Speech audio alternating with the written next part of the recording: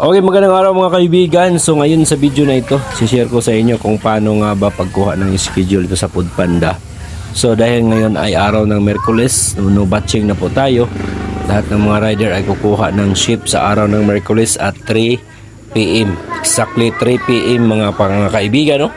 So ang oras na ngayon sa video na ito is 2:59 at hinihintay natin na actual na ay aabot talaga ng 3 PM. Ito ay actual na pagkuha ng ship mga kaibigan, no?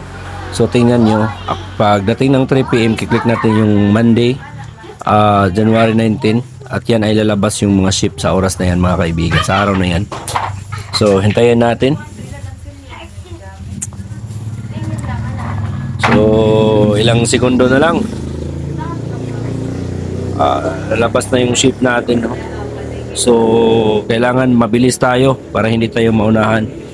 Kasi pag maunahan yan, wala na. 3. Pag-click natin, lumabas yung mga ship. Exactly. So, click natin yung 10:15. Book natin. 15:03. Okay. So, yan mga kaibigan. Kuha natin yung ship. Susunod. Dito pa. 11:15. Kaya, click natin yung 11:15 na yan. Kunin natin yan. At 6:15.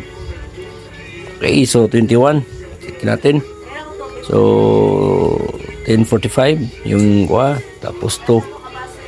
Okay, 22 mga kaibigan, no? So 11:15.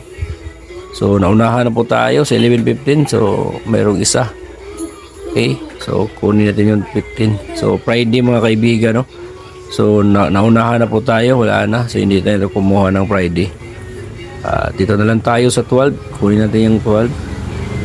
So yan. Tapos 16 to 30. So yan lang po mga kaibigan, no? Sunday. So maraming salamat sa panonood sa video na ito. Sana meron kayong natutunan. Ito ay actual na pagkuha ng ship dito sa Foodpanda. So actual na pagkuha ng ship po ito mga kaibigan. Sana po ay gagayahin nyo rin. Maraming salamat. Shalom.